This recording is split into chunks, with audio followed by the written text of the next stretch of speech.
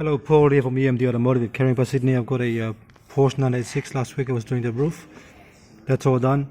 But today I've just finished replacing the roof rods there. That arm there, and the bushing and the actual cover as well. I've done that left hand side, I've done that side as well. As you can see.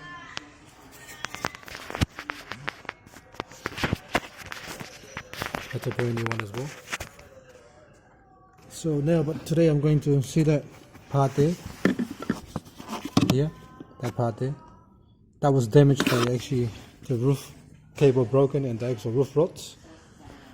But today on both sides, today I'm going to seal it up with some silicone to stop the water from getting in, because water will go straight into the car with that.